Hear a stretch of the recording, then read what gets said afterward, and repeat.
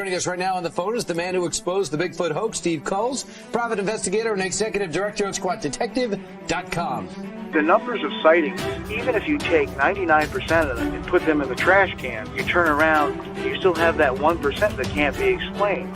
Well, we need to explain it. And then this thing walks across the road, makes a turn towards us. All I can remember is flipping the light on, and I see this creature. Went to look forward, and there was a big black thing, is all I can call it. The whole time, the whole thing was shadowing us, right behind us, right on the side of us. I still see that damn thing to this day. It wasn't 20 feet from me. You could see it standing from the moonlight in the tree line. I was just scanning right to left, and it reminded me of like a gorilla. Get somebody out here. Son of a bitch is about 6'9", I don't know.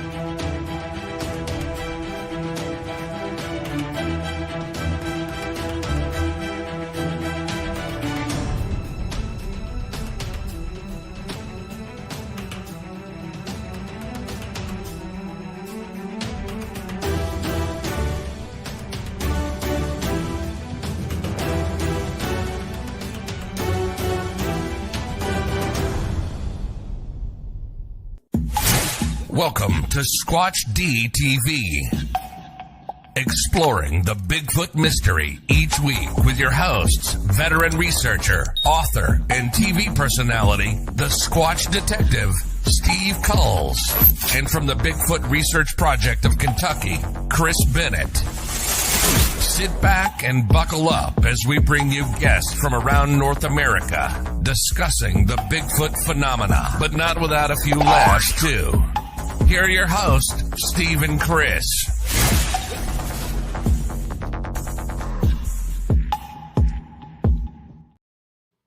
And good evening, cyberspace. Welcome to Squatch-D TV for today's date, March 5th, 2023. I'm your host, your guide, the Squatch Detective, Steve Kulls, along with my co-host, Mr. Chris Bennett. Hello, Chris. How are you? Steve, how you doing, bud? I'm doing well, Chris. How are you?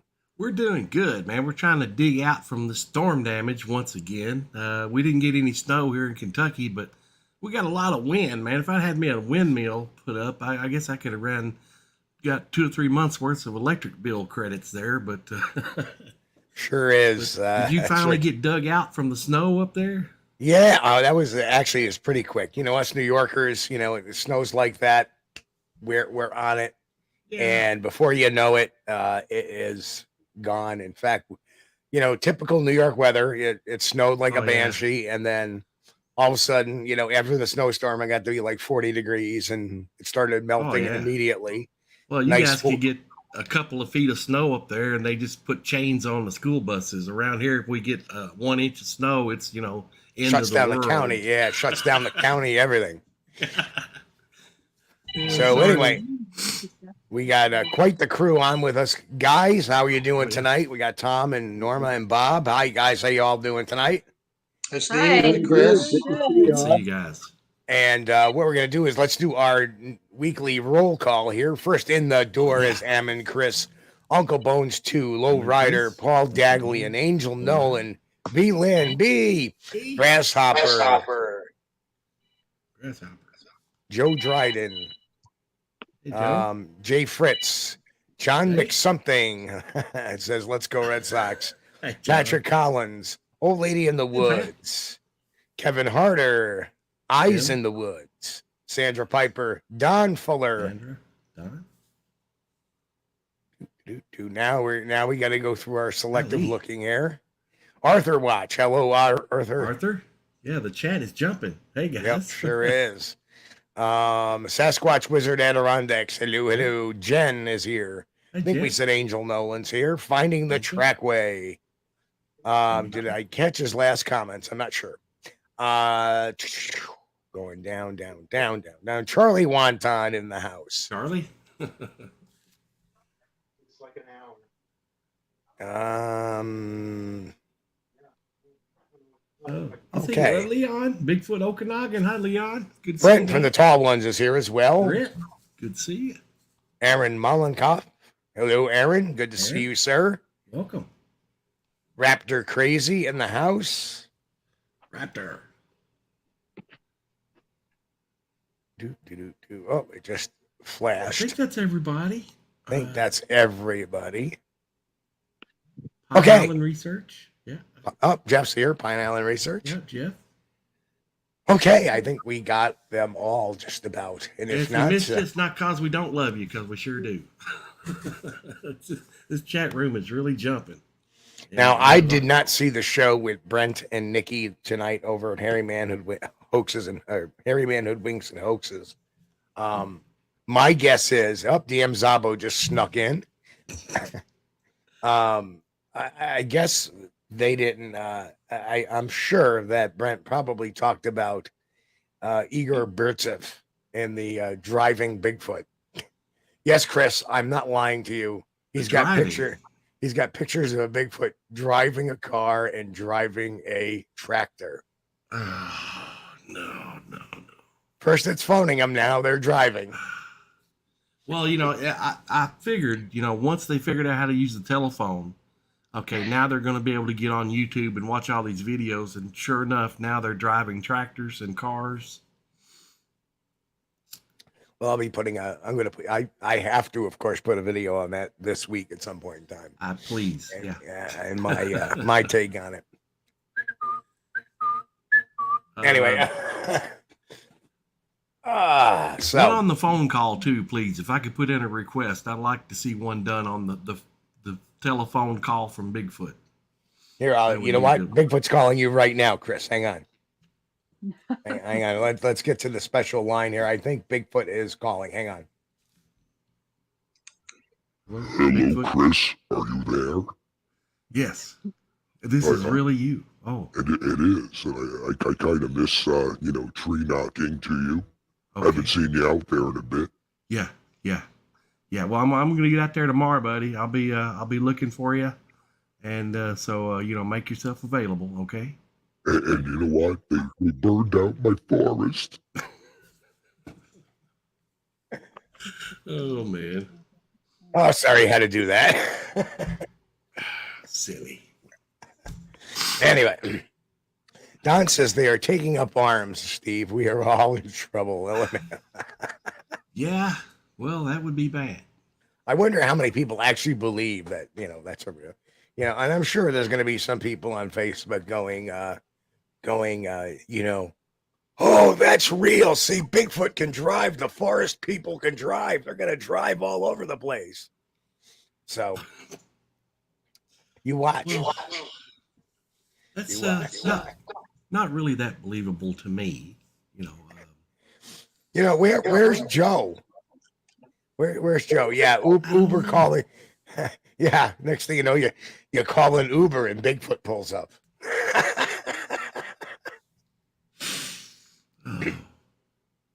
Hey, where to, lady? Anyway. Okay, enough with that. So tonight we have our good friend and longtime researcher, Tom Sheehan. How are you, Tom? I'm great, Steve. Thank you. And hello to you too, Chris. Good to see you, bud. And just think, it's been how many years since we've been on that Monster Quest now? That was like 15 years ago. Can you believe that? Long time ago. Yep, he was in that infamous Monster Quest in New York. And of course, we got our good friend Girly Bigfooter Norma and her husband Bob. Hi, guys. How are you? Hi. Hey guys. Hi, everybody. Norma and Bob, welcome. Good to see you. Good to see you guys. Hey, Tom. So I want to flash back to I want to flash back to that Monster Quest episode. I remember the you doing that call in the mountain, and something called because we thought you had called twice, but no, I only did it once. That was pretty impressive. Yeah, it was something at least, Yeah. So anyway, so guys, you guys have been stomping out and about. I don't know where you guys want to start off with this. We'll let you guys run the ball with it. Actually, we'll start with Norma and Bob talking about their Massachusetts experiences. And I myself had time to go out there a few years back, and it was quite strange. Something actually toppled a tree when we were out there. And I say something because we never really did get a good look at it, but something definitely was kind of hanging around us every time we went out there. And that was really cool. We kind of ticked it off, but that's okay. So whatever it was.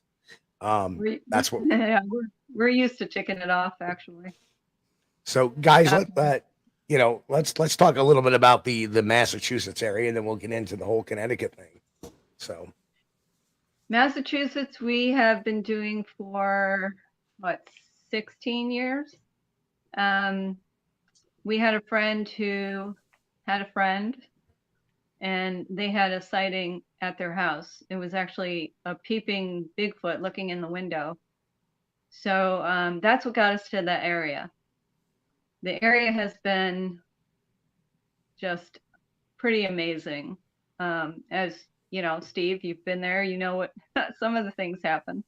But we've had something like, well, we have a lot of things happen, but not every time we go out there, something happens, you know. Sometimes it's just dead quiet. And I'm like, Bob, say something, I can't hear. You know, that's how quiet it is. So it's not everything happening, you know, all the time, but when it happens, boy, it's something else. We've had a runner. This thing sounded like a freight train coming through the woods, and all of a sudden it stopped. I mean, it stopped on a dime. And then we were wondering what it was. We kind of talked for a little bit, and then it started up again. And again, full speed.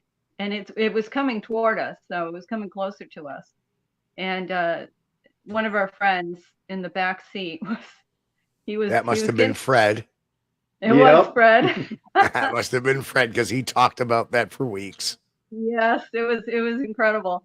So it finally stopped. It stopped again. It was incredible how fast it was going, and then it just stopped. And Fred was in the back, and then it started walking. And we're listening to all this, and we're in the pitch black. And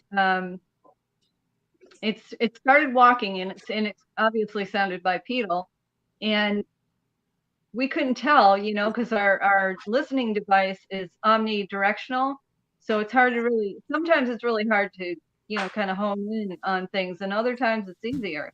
But you know how you hear something like that, or something like that happens, and you're thinking this thing is behind you, right? Well, this thing is walking, and you can hear it. And Fred's in the back seat, and he's like, it's coming right toward us. He goes, I don't know what you guys are going to do, but this thing is right behind us. And it kind of made me laugh, because he was, you know, it's like, we don't know if it's right behind us, but your mind wants to tell you it's right behind you. Right. Run, you know? So that was pretty incredible.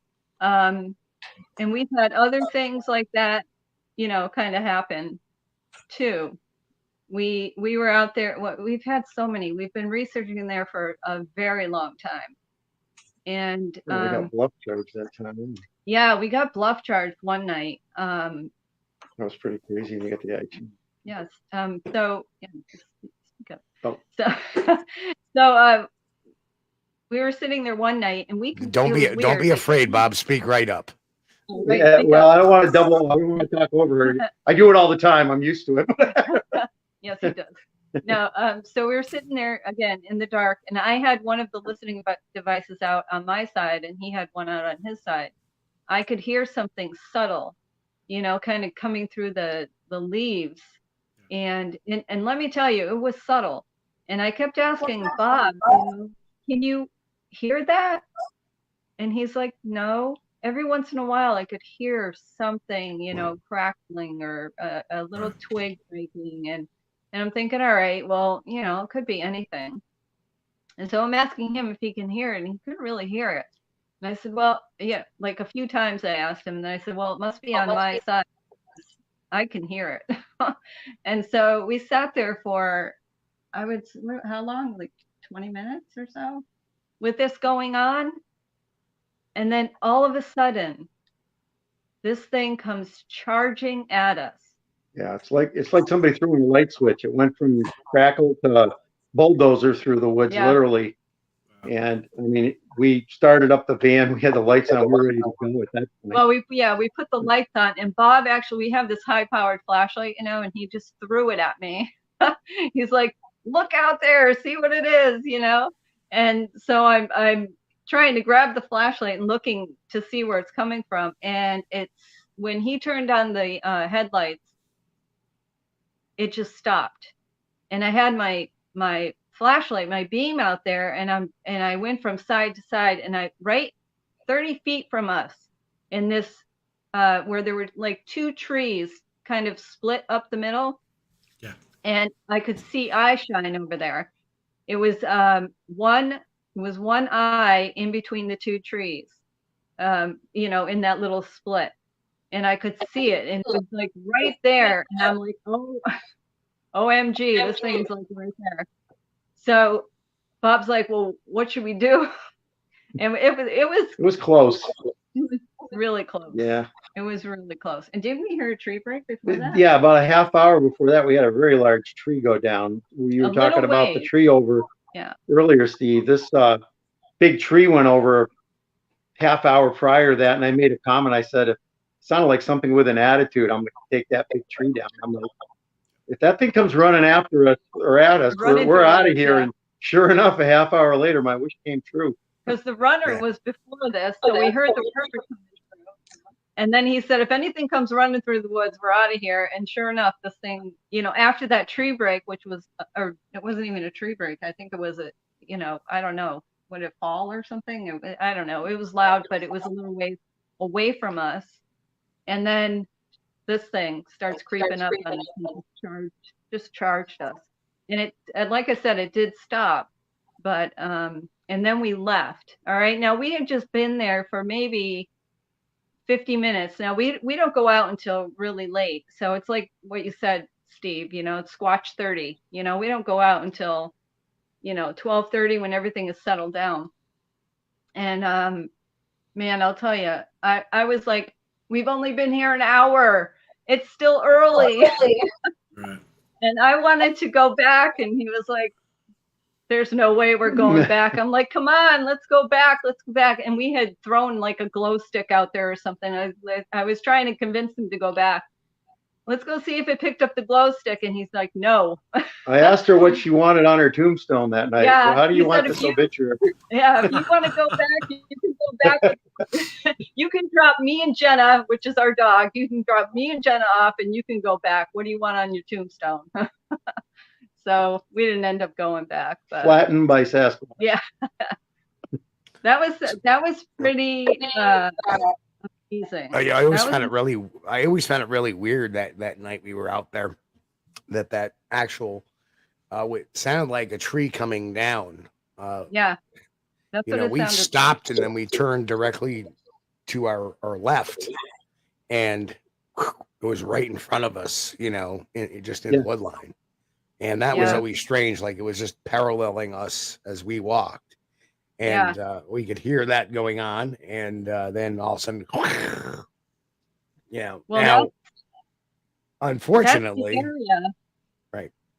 that's the area, Steve, that we are getting all of that action in. And there have been other areas that we've gone to many times, and we've got other, you know, activity. But that particular area seems to be their, I don't know, their stopping grounds or something. One night we pulled in there to turn around. There's that turnaround area. I don't know if you remember it well. Yep. Well, as soon as she was looking ahead into the field, there's a field that goes on to some power lines. And as soon as I pulled in, she said she saw red eye sign immediately. And then it like turned and moved real quick, like, and just was gone. Yep. And it was pretty tall. It was like very similar to that eye shine during the bluff charts that she saw, like a amber color. It was red. It was amber. It's like an amber color. She saw that, and it just said she saw it turn and go real quick, and then we turned around, and we had activity that night as well. We also had another night that when was that? About where's the baby? Bigfoot. I don't remember. Probably a year and a half ago. We were out there another night, and as soon as we got there, we could hear something moving around. Now, we don't always, you know, we don't go straight to Bigfoot when we go out there. That would be ridiculous. So there's other animals out there, you know, deer. We've had a coyote come real close to our vehicle. We had a moose run up the road. You know, not everything is Bigfoot. So you just got to sit and wait and see what happens. So we could hear things, and I could detect like sounds from different areas of out in the woods. You know, I could hear one area and then another area, something going on or something making noise. Not terrible, but a couple of times or a few times it got close to the vehicle. And what I usually say, I'll say to Bob, light us up, you know, because he's sitting in the driver's seat. I'm like, light us up. So if anything is close, we want to see it. You know, we want to catch it off guard. We're going to catch us by surprise. If it's near us, if it's anywhere where you know, the light is showing, we want to see it. So I'll say, light us up if anything gets really close. So a few times that happened. But the first time it happened, when we turned the lights on, I got my, we must have been there, I don't know, maybe, I think it was when we first got there. Usually I'll do like a perimeter, you know, I'll take the spotlight and I'll go out and I'll kind of scan from left to right. And the first time I did that, there was this grouping of trees. Again, similar to the tree that the bluff charge happened at, but it was on the other side. It was like not too far from there. I was scanning, and there was also a rock in front of these two trees. And I was scanning, and I saw this eye shine. Didn't think much of it because it rained earlier that day. I thought maybe there was, you know, water on a leaf or some kind of, you know, foliage out there. So I didn't really think too much of it. And it was low to the ground. It was just above the rock. And that would have been, how many feet? Maybe 3 feet? Yeah. It's about 3 feet up. So I saw it and I scanned to the right, came back. I still saw it. And I said, okay, well, it must be water, you know, on whatever. So I shut the light off and we sat there for a bit, and again, we could hear things.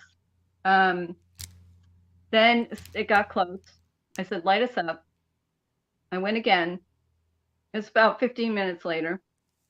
I scanned from left to right again, and I didn't see that eye shine or that reflection over by the trees and the rock. So I was like, all right, well, that's weird. You know, if that was water, that's kind of weird. But I didn't put too much stock in it. So we shut the lights off again. We waited. We heard again things coming closer. Put the lights on again. Like again, 15 minutes later, I said, okay, well, I'm scanning. I want to see what's out there, you know. And these things are so stinking, you know. Just they blend in. I don't know what they do, but they blend in. So I went back again and I started scanning again, and I saw the eye shine again, or that reflection again. And I'm like, okay, what the heck? Because I didn't tell Bob at the beginning when I saw it. And then this time I told him. I said, all right, I saw it when we first came. Then it was gone. Now I'm seeing it again. What's going on here? So and then I thought, okay, maybe it's an animal or something. So I just, again, I shut off the light and we sat in the dark for a little bit. These things were, these whatever it was that was moving around, did it again, turned the lights on again. I scanned again. I saw the eye shine again. I said, all right, there's something over there. So I had this beam, okay, this is, you know, pretty bright spotlight on this whatever it was by the tree, and I'm watching it. I said, I don't know what this is, but there is something there, and it hasn't moved. You know? It hasn't moved away from it. It hasn't done anything. So I'm watching it, and all of a sudden, this reflection starts to slowly move behind the tree, and I'm like, all right, well, what is that, you know? And so I said, this thing is moving. And Bob's like, I'm doing this play-by-play because he can't see it out the back window. And I said, it just went behind the tree. Then it slowly came back. It's just one eye. It slowly came back out again. And I'm like, all right, I think this is a juvenile. It's just right there doing this in and out, behind the tree. And it's not going fast. It's just kind of slow. It's just slowly moving. And then it would stay behind the tree for like a few seconds and then come back out again. And you can see the eye shine. And Bob's like, well, what does it do? And I said, it's just staring. It's staring at the light. So we're talking, this is going on for like 4 minutes. At one point, the one eye shine, one eye that I could see, all of a sudden turned to 1.5. All right. So I could see the one, and then it went a little further and I could see part of the other eye, and then it ducked back again, and then I could see this one. So I'm like, what is this? Has to be a juvenile. This isn't, it's not a normal animal. It wouldn't just stay there like that and peek and keep peeking out from the from the tree. So now we have our recording going, and we didn't hear this live, but when we played the recording back, we heard it just while we're talking. And this is at the end of about 4 minutes, almost 5 minutes. While Bob and I were talking, this tree break happened, and we didn't even hear it because we were so just enamored by what was going on with this little creature that we didn't even hear the tree break. Then we're again, and I didn't take the spotlight off of this thing for almost 5 minutes. All of a sudden, it was almost like the mother called the father in, and we had this massive tree break. It sounded like it took a whole limb down, And Bob's like, "Oh yeah, they know we're on to them. This is not good." So we decided that it's probably now I guess my take on it is they figured out we found where the child was, or where the baby was, or what, the juvenile. And so we found it out, and we're just staring at it. And it was different when I was scanning because it was going quick and I wasn't really focused on that one spot. Then all of a sudden I'm focused on that one spot, and they're like, yeah, he's, this thing has been found out. Yeah. And I think they got a little upset with that whole situation, and I was thinking about it, why this juvenile didn't move. And that's what I think it was. I don't know what else it could have been. And this is a very, very active Bigfoot area. So that's what that's what we were thinking it was. Let me give you a little speculation here, is that one of the things I try not to do is let a human emotion or a sapient emotion creep into a particular Bigfoot action. Mm-hmm. And one thing I have learned is that sometimes, now mind you guys are sitting in your vehicle. Yes. Yeah. Right. And you're not moving. You're in your vehicle, and you're hearing this. So my thought is, did it push the tree over to provoke a reaction, rather than automatically assuming that it must be upset cumulatively? Because that's what something, and believe me, I've had to put myself in check many times. That's what they call anthropocentrism, is where we relate human emotions to the animal kingdom. Like, it must be angry at us. I remember sitting in a camp having a rock thrown at me. Mm-hmm. And of course, what's the reaction? You get up and see what's going on. Oh, somebody's in the camp. I had another researcher down in Oklahoma who had a TV going in a field. And, he had a generator hooked up, and he had that TV going on for 3 days. And what happened is the fourth night, he says, well, I'm not getting anything out of it. So he turned it off. And that night, something was hurling small pebbles or rocks into the camp because it was hitting off their 4x4s. Huh. And what I think it's trying to get a reaction. is somebody going to come out of a tent and look around? Which they did. Okay, now I know that camp is there. I can't get any closer. So we got to. She probably wanted you to turn the TV back on. Yeah, well, yeah. Hey, whatever it was, they got our attention, and I'm missing the new episode of the Tiger King. Come on. Yeah, it was pretty crazy, and this thing, as we were, we obviously we were going to hang around. We didn't want to agitate anything or whatever, but as I was leaving, I kept my eye on that area, and it ended up both eyes came out as we were leaving, and it wasn't very big. It was just over that rock, and kind of going back and forth from that tree. So that was pretty interesting. That was pretty cool. We were there that night quite a long time, and that whatever it was never moved. No, it stayed in that one spot. Really peculiar behavior, like I said, just peeking out, stopping, blinked a few times. Norma saw it blink. Oh yeah, I did saw it blink. Yep. Well, what's my other saying, Norma? Wear their television. Oh, that's right. Yeah. Wear their TV. So you guys pull in entertainment for the night. Norma, when the tree came down, was this a one-time incident, or have you guys been out there other times and then another tree had come down? Oh yeah, we've had plenty of trees with Steve. Okay. We had one night they came. Plenty of trees. Yeah, they came to my work. We've had rocks thrown at us. We've had the van hit there. Yeah, we had one night, man. I wish one night we were sitting. I've heard the video to that rock. The rock hitting the van. We thought we had a direct hit, which was pretty crazy because that was the second night that we went 2 nights in a row because we had some action that first night. It was pretty funny actually.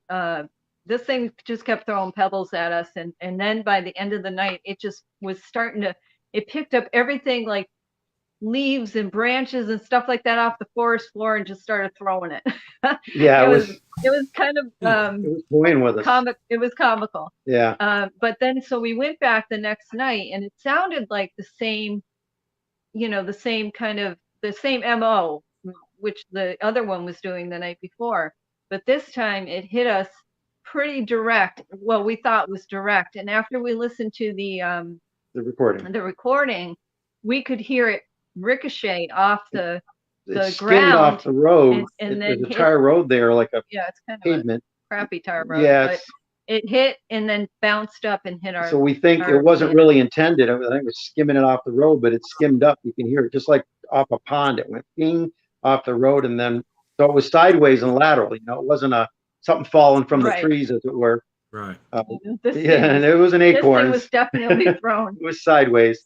From all the reports of throwing rocks, they are accurate, and if they want to hit something, they will hit it.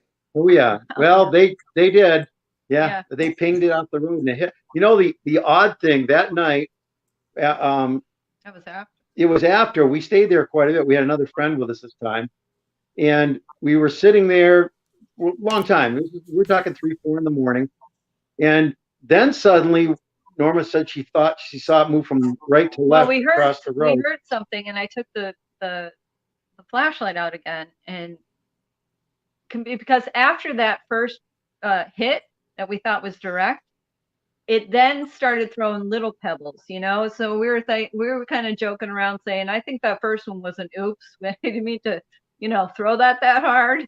But then it started throwing these little pebbles, and it was weird because I looked again. I got the spotlight out. I started looking, and as I was looking, I was going like from left to right, and I heard it running like a fast-paced walk. As I was moving that beam, it was ahead of the beam, and it went over to the like kind of behind us to the left of the car. And I said, "What? This thing is like it's ahead of the beam." So I shut the beam. I couldn't follow it anymore because I couldn't, get that far in the van. But shortly after that, we heard, and it was in that area that it ran to. We heard this. It was the strangest sound. It was metal dropping on rocks. Like if you took a hinge and then dropped it down. I mean, such a strange sound to be the only one out in this no man's land, and then hear metal on rock. Like, what's going to create a metal sound at that time of night? We're like, what? What just happened? So we decided to leave because we were like, all right, it's throwing rocks. What's going on now? You know? Well, after we got that first direct hit, we're thinking, all right, now this thing has some kind of metal thing. Is that going to chuck it at the car? You know, because at that point we thought, again, we got a direct hit. We didn't hear, we weren't listening. We hadn't listened to the recording until after. But now we're thinking, is this thing going to throw some metal piece at us? We have it on the recording. We have all this recorded. And it's such a strange thing. Just this loud metal sound just in the middle of the night. And we went back the following day to check a few things and try to find out what was going on. And we found a metal gusset plate about 5 inches long, one of those gusset plates with holes, a thicker one. It was broken. And it was right where the rock, there's like a rock road there where she saw that eye shine that time we pulled in.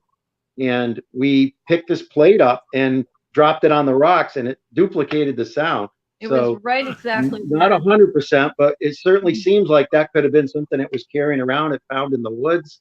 It was trash or junk, but it was definitely dropped. You could hear it was dropped from a height and it banging on the rocks. Yep. It was very strange. So I know Raptor in the chat room asked, do you guys have any video? But you guys don't do video. You guys do audio.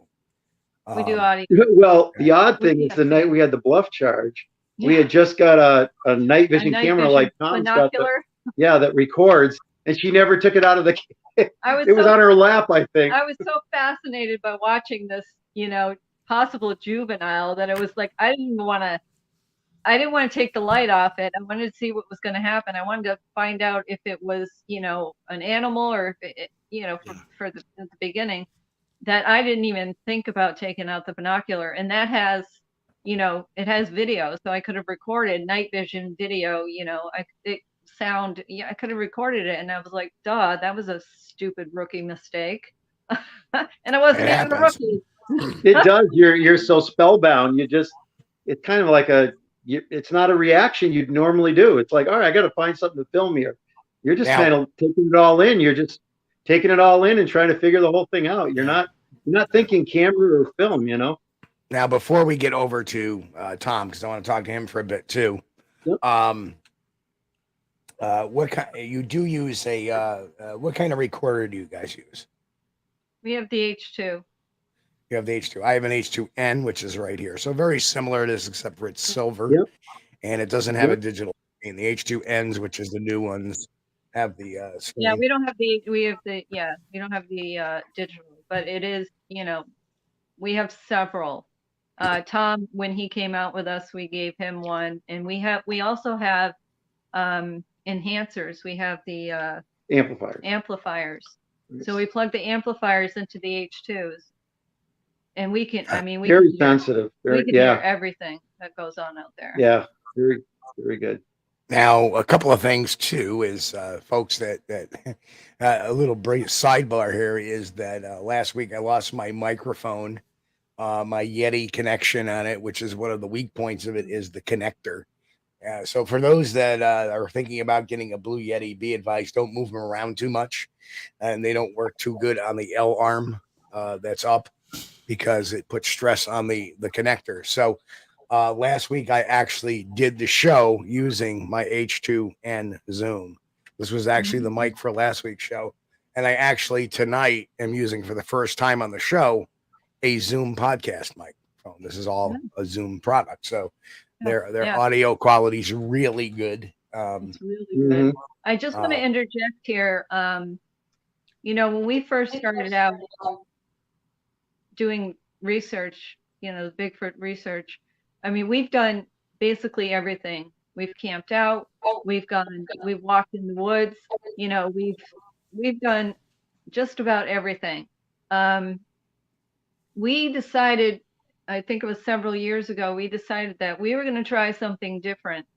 We weren't going to go out there. We weren't going to, you know, knock on trees. We weren't going to do any hoops. We're just, you know, we just wanted to sit in the dark, listen to what's going on out there and not bother them, you know, just let them do whatever they're going to do if they're even out there, and record everything, listen, and see what happens.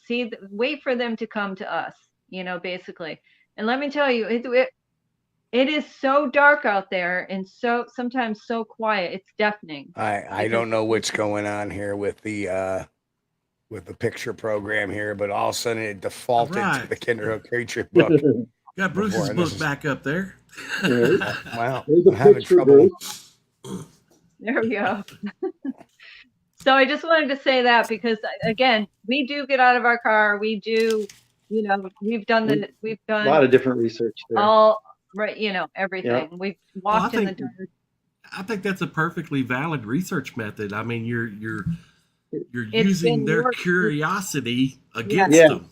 You know. Yep, that's right, Chris. It has worked just amazingly because we don't it has call results. them in, we don't entice them, we don't incite them, you know, it's very unassuming. We just go out there and relax. We really get in tune also, like the Native Americans used to with the forest. When you're sitting there 4 to 6 hours just listening through a high powered system to the forest every night, you really get to learn the sounds of, you know, it's great. You really get to learn the sounds of the forest. So we can pick up on the littlest things. So when a Squatch comes around, we're getting better at it, figuring out what's what. Yeah, but like Norma says, we don't always go to Squatch, but we're learning the forest a little bit. You know, when we're hearing little things and stuff like, you know, just twig breaks and something moving or shuffling the leaves, you know, usually generally we'll say, okay, there's some kind of critter out there moving around. But then when you have a rock thrown at you, you're like, okay, this isn't a 8 foot raccoon, so it's got to be something else that has hands that are throwing things at us. I love that picture. We had the best night that night. That was a fun night. That was an awesome night. In my video talking about what everybody was eating. It was awesome. That was a great trip. That was. So just wanted to throw that up there. And that was a while ago.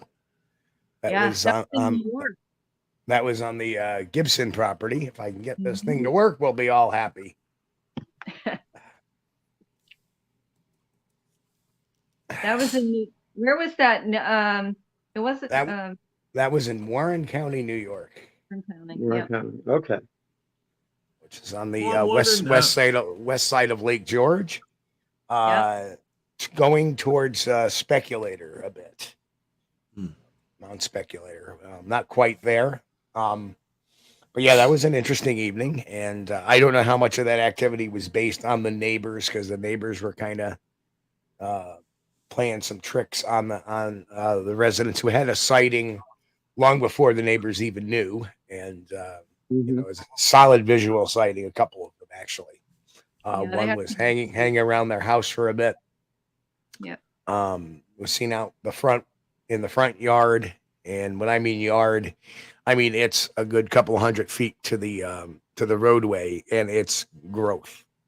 And then the backyard, which goes down a valley a little bit, there's a stream back there and very dense brush. And there was one back there. They had a nice big French style door, or I should say sliding glass door.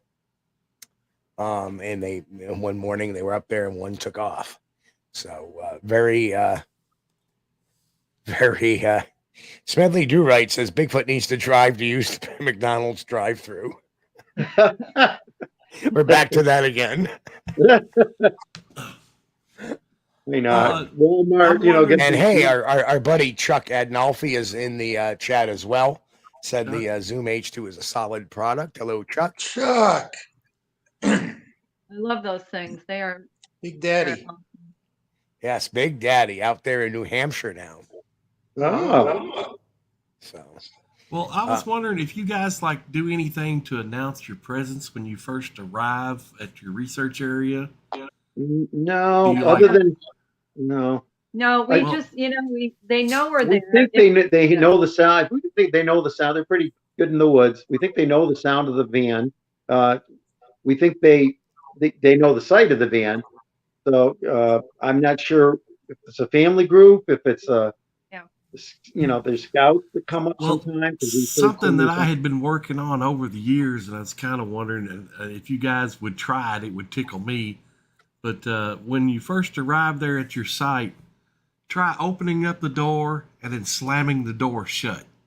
Would you try that for me? Yeah, well, we've gone out and, nature call. Yeah. When we get there, it's relieve some coffee. There's no getting, and when we have Fred with us, it's nature call 5 times the night. I love you, Fred, but dude.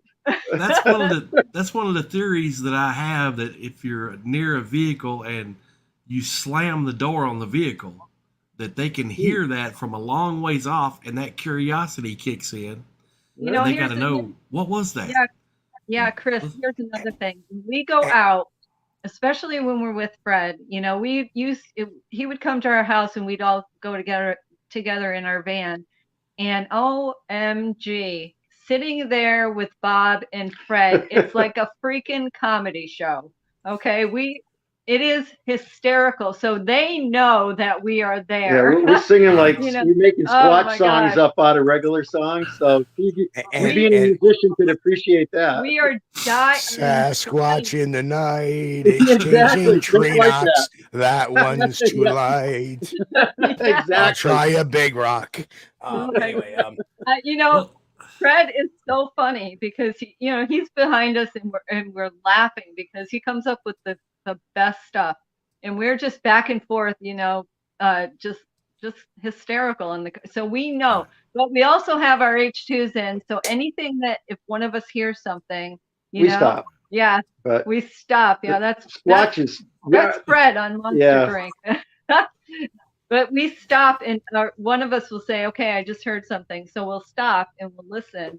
And that was just one of the incidences was when we got that runner. I had heard something, and I said, Bob and I actually heard it, I think at the same time. Yeah, it came in fast. It was the fastest thing I ever heard come in. It was crazy. Anytime we hear... Now, you know what the fastest thing ever heard is? Me getting out of the truck, taking Fred squatching on Taco Tuesday. That's the fastest thing ever heard. All right, second fastest to that. Oh my God. We have the best time, but when Bob and I go out, we're pretty low key, and every once in a while, I'll kind of sing out the window, "Where are you, Bigfoot?" The whole what do you call it? Theme song. So it's we do stuff like that. Yeah, they got to be entertained by us. You're out there for we hours. Can't do any better than that, right? You got to do something. So we have a lot of fun. That's something I have completely changed my opinion on, because when I first started going out, I was thinking, got to be quiet, got to be really quiet, sneak through the woods. You got to be quiet because you got to sneak up on them. And no, that doesn't play. That doesn't play well. No, we had somebody get mad at us because we were doing a hike one time, and he's like, "You got to be quiet. You got to be quiet." I'm like, "They know we're here. There's no way they don't know." Yeah, the ninjas of the woods. I mean, that's their living room. Somebody walks in your living room, they're there. You live there. Well, I've always said my other saying is, walk proud, walk loud, and that it gets the Sasquatch curious, and it gets the bad animals away from us. So that's generally what that does, because there's no way if you act like you're gonna sneak around, they're gonna know it. And any animal is like that too. I mean, even deer. If you're just sitting there in a camp with deer, will come walking right by. But if you're out there trying to skulk around, the deer get very skittish over that. So what was funny is after the runner happened, I don't know, was Fred with us? I think, or was it Anto? I think it was my cousin Anthony was with us. All of a sudden we heard this like it sounded like it was again running, and we thought we had another runner or maybe the same one or something. And then we heard this clopping, this clopping sound, and this woof, woof, woof. It was like breathing really heavy. And we realized that it was you could hear hoofs on the road. It was either a deer or a moose. Yeah. We've seen really moose big. tracks out there. So it sounded really big. So let's switch over to Tom. You guys take a break for a minute. Sure. Chris, any questions for Norma and Bob before we go It's over been there? fun. I think I covered them all except I think they already said the eye shine was it amber. Yeah, amber color and very tall, like 8 feet up. The juvenile, not the juvenile, but the taller one. when they did the bluff charge and I threw the light and she swung it over, it was about 8 feet up. It was It a was big amber one. color. The juvenile was a lighter color amber. It wasn't white. It was just a lighter color, and it was smaller. The eyes were a little bit smaller. Thank you. That other one, eyes were big. All right, stand by, guys. Tom, how are you, brother? Good to finally get you.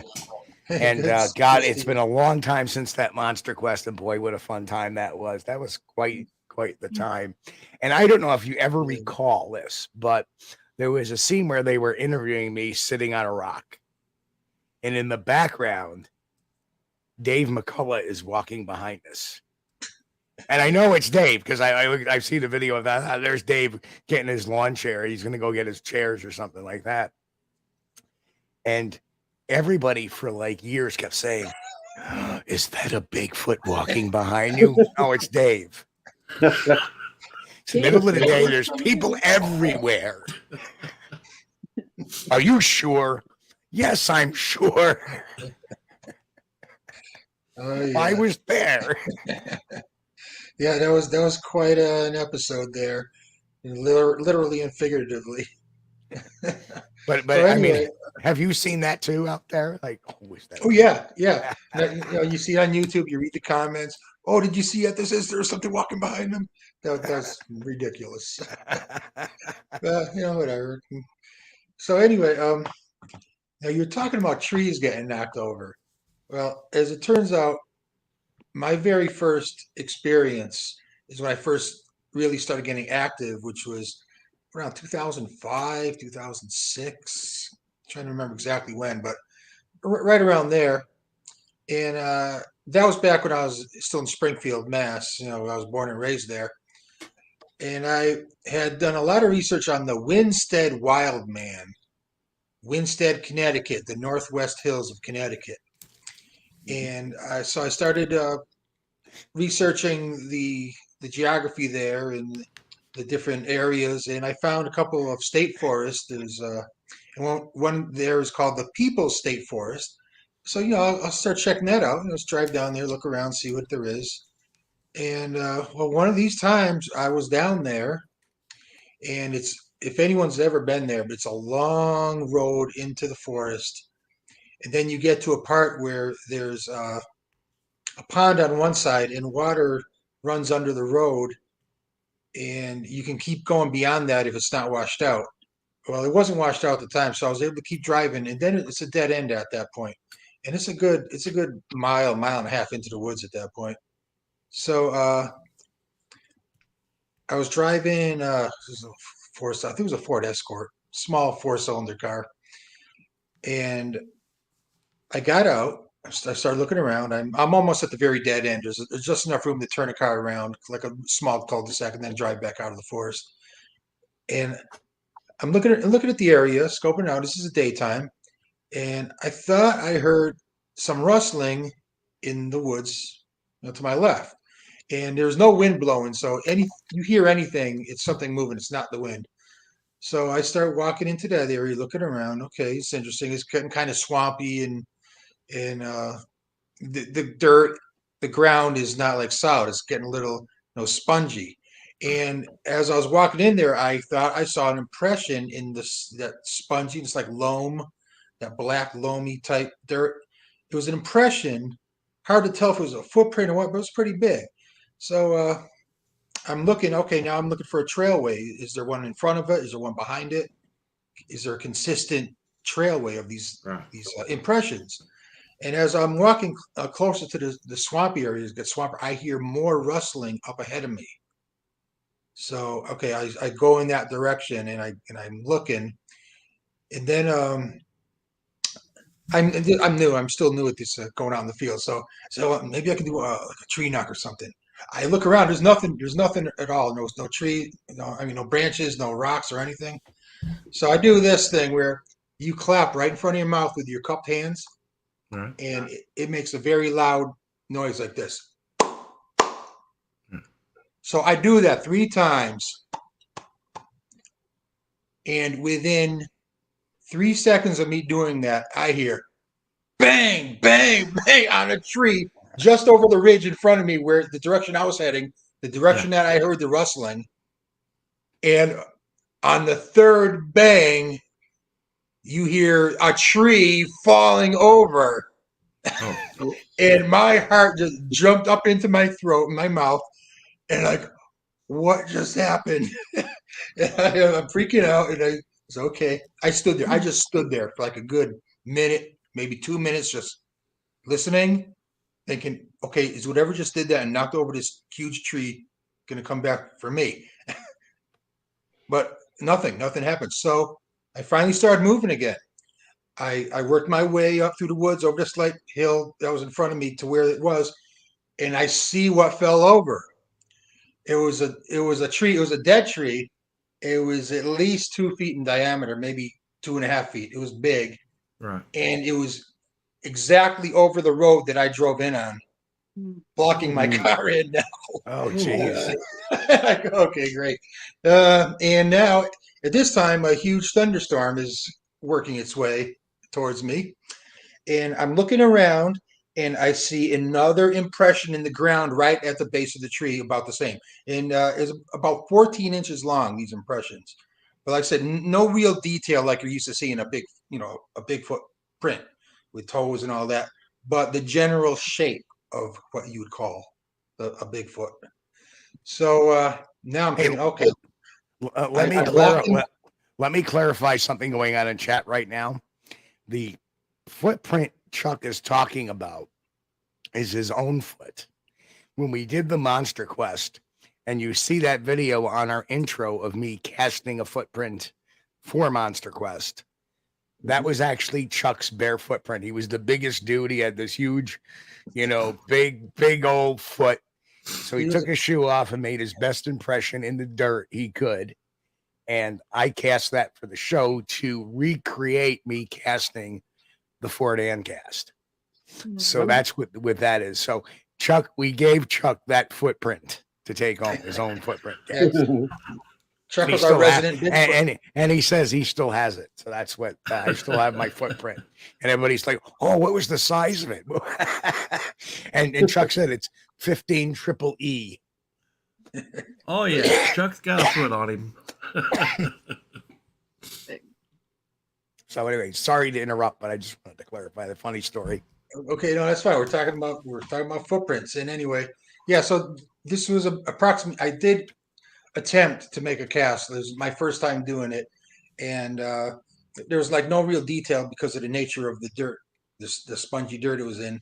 But it was about 14 inches long, and at one point, like one corner of it broke off. But anyway, so now I'm stuck. I'm stuck there. This huge tree got knocked over. It's blocked in, and okay, I have one of those CB antennas that you mount to your roof with the coax cable that comes in to plug in your CB. Okay, all right. I'm going to take the cable, wrap it around the tree, tie it to my bumper, and see if I can drag this tree out of the way long and far enough room for me to get around, which I was able to do. I ended up ripping and breaking the cable, but that's okay because I had to get out of there. And just as I left, the thunderstorm broke and it started pouring rain, and I got out of there. But now I didn't see a creature. I didn't hear a noise other than the bang, bang, bang, and on the third bang, this huge tree goes timber and ends up blocking my car in, and the 2 impressions in the ground. But I was out there looking around in an area, Winsted, Connecticut, that is known for over 100 years. You go back to the 1800s. There's the story of town councilman from Winstead having his own encounter. So I'm saying it's probably one of our creatures that we are investigating did that. Well, I'm of the same opinion, Tom, because it seems to me if you're in an area that's really hot, and then all of a sudden you start having trees coming down around you, and it's not windy, I mean, something, it's really odd to be lucky enough to be in the woods and hear a tree fall. Mm-hmm. But like when you're there for 15 minutes and one falls, okay, that's kind of strange. And then if a few minutes later another one falls, okay, something's going on, something that's not normal. So I just wanted to say, Tom, you know how that tree pretty much blocked your way, right? When we were in Mass and we were doing our research, we started, because that happened to us one time, and yeah, we bring an electric chainsaw most of the time now. Yeah. In case that does happen. It's got a 14-inch blade. I bring wedges. It comes. You never know. That's smart. It's good to have. We did that for a while. Put it in your arsenal. I think we started doing that after the bluff charge, but there was another time prior to that Fred was a friend of ours was bringing Fred down to the end of off the mountain, down to where we were, Tom, or not us, but in Mass, and there was a tree that went over, and we actually heard that tree. And there were several other things going on at the same time. So after that bluff charge, we started bringing a chainsaw with us. I've heard other reports and read and heard other reports of people having trees knocked over on their path, blocking their way out. So I'm not the only one. That happened on the expedition. Remember, it was at the foot with Fred? Yes. Yeah. Yeah, we've had it happen. Right across the road. Right straight across. Yeah, couldn't get out. That seems to be, they kind of seem to be tied together. I mean, I don't know if they're trying to block you in on purpose or what. I would hope not. But this is a live tree, so it wasn't dead. Yeah. It was a branch that was a little ways up, and I don't know, but it was live. It was a live tree. Yep, and in 2006 we had that multiple sighting, 5 people over period of a half hour, a group of 3 and then a group of 2, same area. Something had put a tree down over the path as well. Right. Yep. So that was pretty much, my own personal experience.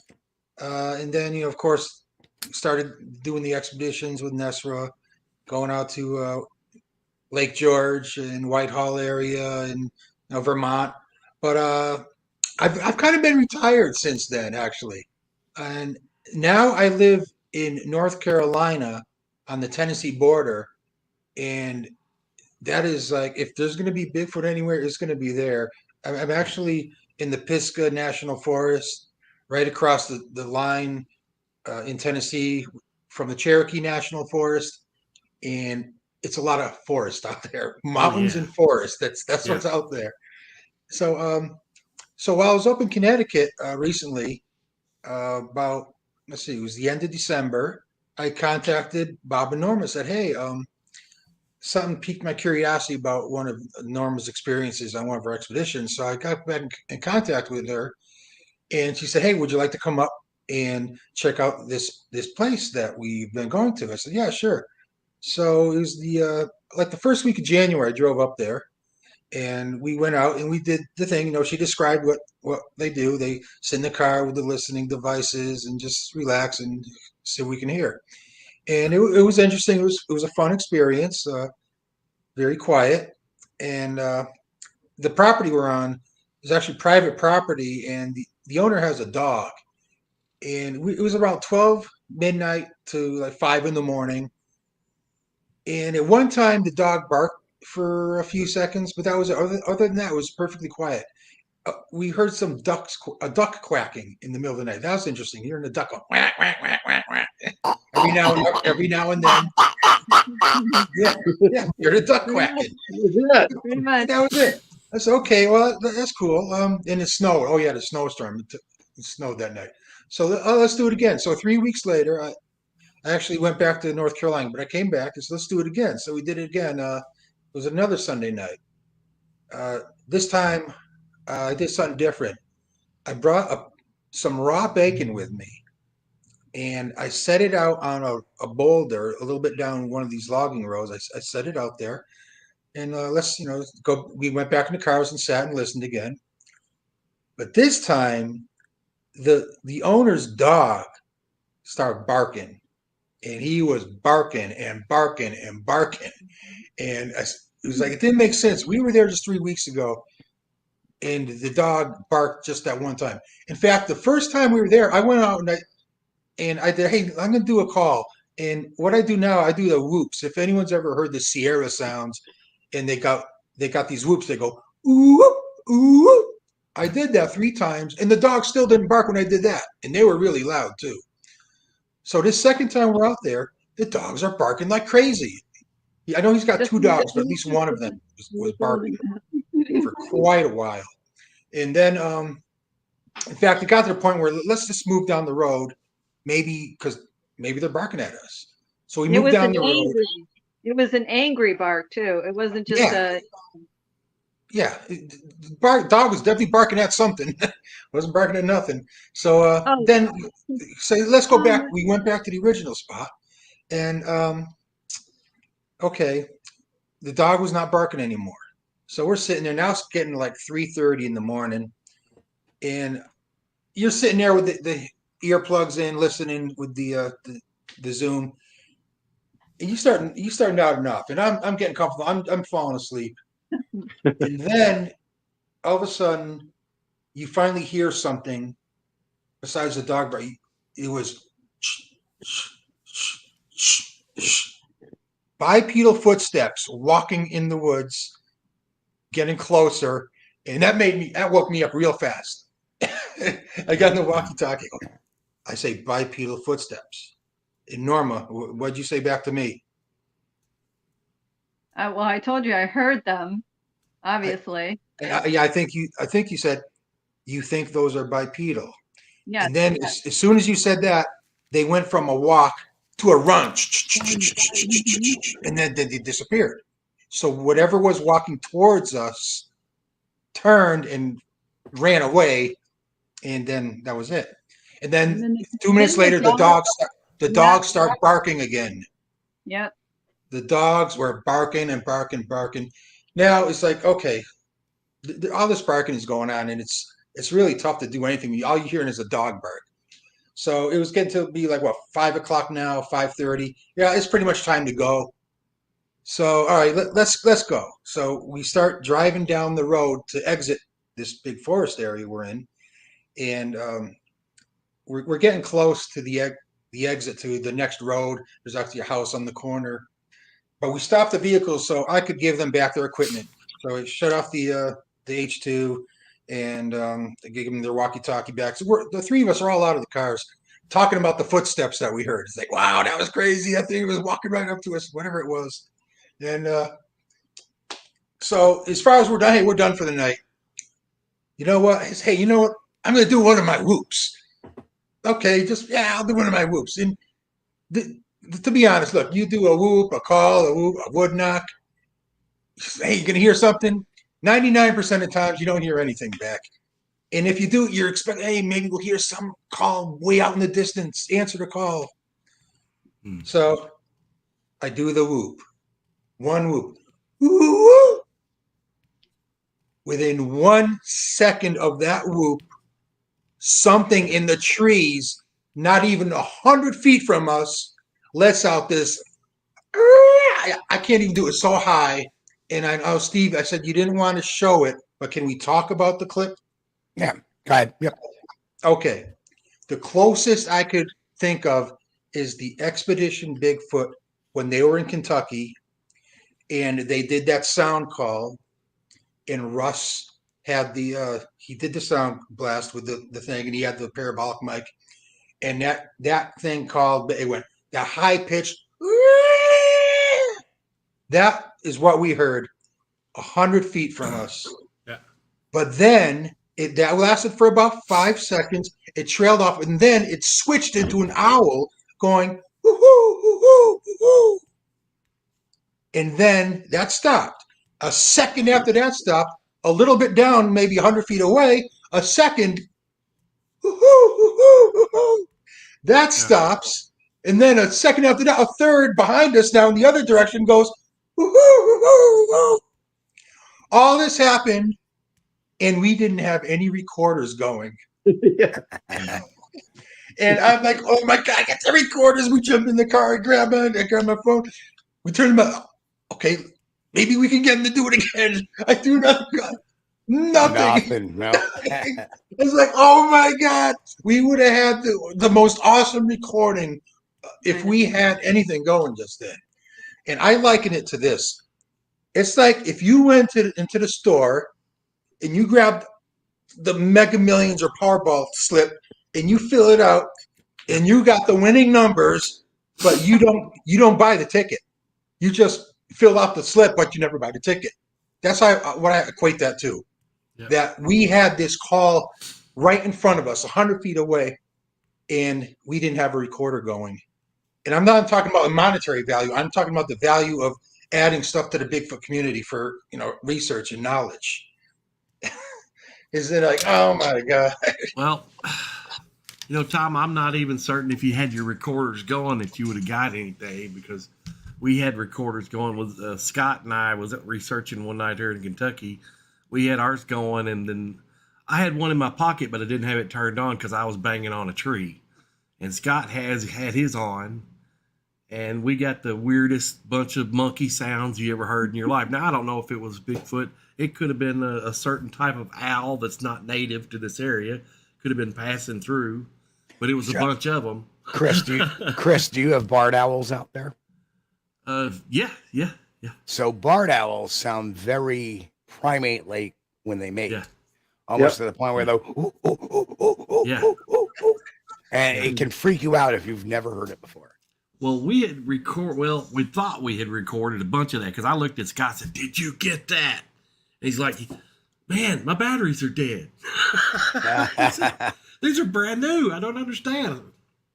Well, that's the same thing with that baby Bigfoot, the juvenile Bigfoot. When I had my night vision binoculars, I could have had all kinds of video, going on. Never took it out. Never took it out. Lost the opportunity. But I wanted to say that the Connecticut, now that we're in Connecticut and we hooked back up with Tom. Prior to him coming out, we had, oh my gosh, unbelievable. Now, so he said, this property is private property, and we got permission from the owner to be out there. He's had some activity on his house. He's had his house hit, slapped, banged on, and stuff like that. But so he gave us permission to go out there at any time. Bob and I actually took his four-wheeler and we went out even deeper. And then we took our truck not long ago and went out there. Gosh, there's just nothing out there. There's nothing out there. Not to mention there is a what is it? Conservation a conservation area. So it's protected. So we have this crazy amount of, forest out there, and it's no wonder that they're there. But again, prior to that got us out there was when he told us about some of the activity that was going on. I had my doubts, sometimes, things happen and you don't know what they are. But we went out there, and I think the first time we went out there, we stones being thrown. Now this is a really rough dirt road that leads out to his house. It's rocky, and there's boulders, and we usually will, at the end of the road, just before it turns to go to this guy's house, which is still a little further away. And then there's another road that you can only go on with either four-wheelers or, four-wheel drive, good four-wheel drive vehicle. So Bob and I went out there just for grins and giggles to see if anything would happen. And sure enough, we're getting you know, what sounded like baseball-sized rocks being thrown out to the dirt road that we're on. And we're parked right in front of this huge boulder. It's probably what, like 4 or 5 feet high, would you say, Tom? That Yeah, that big quartz boulder is right about 4 feet, right around 4 feet tall. Yeah, it's so huge. we park in front of that all the time. And one night we were out there with another friend who's from New York, and we were talking. I was going to send you this audio clip too, and I just didn't have the time to get it together. It was about maybe 3:30ish in the morning, and Bob was like, well, what time do we all want to stay out here? You know, we got to kind of come up with a plan. I never have a plan. I always want to stay out till daybreak, you know, but nothing was really, not too much was going on that night. And we all decided, okay, 4 o'clock, well, that's going to be our cutoff time.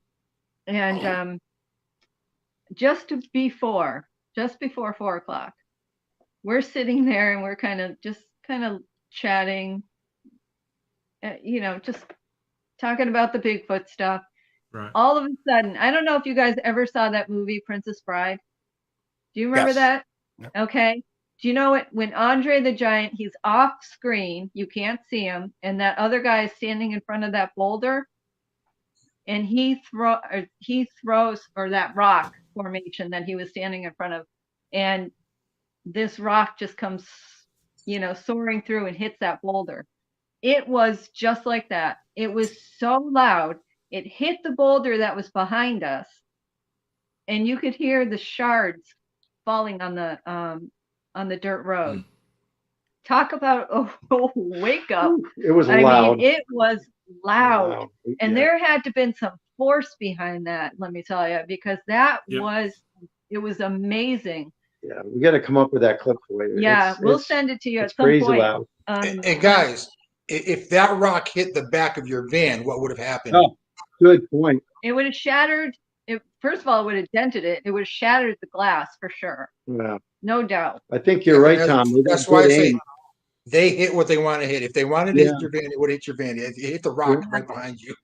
Now, there is a question in the chat for Tom. It's from our buddy Daniel Weeks saying, Tom, is that Western North Carolina? I used to live in Arlarca when I worked for NOC on the Nantala, yeah, that river. Yeah, Western North Carolina, that is wilderness out there. That's the Blue Ridge Mountains, the Great Smokies. If you go a little further west, oh yeah. Well, people don't realize that these small states that we live in, you know, Massachusetts and Connecticut, 60% or somewhere around 60-65% of Connecticut is forested, and a lot of it is privately owned. Massachusetts, the same thing. It's like, I don't know, 50 maybe, or no, it was a little bit more than that. It was almost equivalent to Connecticut. But I mean, there's just so much forest in this particular place. I don't think anybody goes out there and does anything like this, because we were getting bombarded. We didn't have just one, what we think anyway, I don't know. There wasn't just one Bigfoot out there. There were several. And then we heard one night there was one out there that we could hear and doing things and breaking things and throwing Well, that rocks. confirms what Tom was saying, where he heard the three sounds right around us, different locations. And then so there was one night there was one out there that we could hear and doing all kinds of weird things. Then we heard another one come in. We could actually hear it walking toward us. So there's been some crazy stuff. We had other things thrown at us too that we have no clue. I thought a limb went across the top of our van. It was like so loud. It was crazy. My cousin was with us. He was parked next to us. He had something hit his car. There was that night, at one point, and we were getting these rocks thrown at us. We were, getting stuff thrown at us. We had no clue what it was. finally at the end of the night, Bob's like, this is getting a little much, this is like, I don't know what they're doing, but again, it was a lot happening. So he said, I think we should just, wrap it up. So my cousin said, well, I want to get out of the car. I want to see if there's any damage to my car. Yeah. So I said, all right. So I said, well, I'm getting out too. Bob had already taken his earbuds out from his H2. And I said, I'm getting out. He said, you're getting out? I said, yeah, I'm getting out. I said, I've had enough of this. I'm getting out. I want to see what the heck's out there. And so him and, my cousin and I were out there looking at his car. We walked, where you went, Tom, right? We were on that road. We're walking out there and nothing. They didn't do anything while we were out there. And I'm like, and I was getting like, I don't know, a little irritated because I wanted to see one. I wanted to see where it was because they were there. They were right there. Well, they can hide. Yeah, I know that. But man, I took that same spotlight out too. And I'm like, I said, where are you guys? I'm like, throw a rock now. I'm thinking. Norma's mad. Throw a rock now. Nothing. They didn't do anything. So we stayed out there for a while, walked around a little bit. We walked around on the other side of the boulder. We were like walking around. Finally, we went back in the car, and sure enough, as soon as we got back in that car, rocks started coming again. So was that the night the big one came? No. Yeah, because yeah, it happened twice. Yeah, we got some stuff that all this stuff that they're throwing. I don't even know what it is, but nobody has gone out there. So it's private land. I don't know if they're not used to people being out there. They were really aggressive.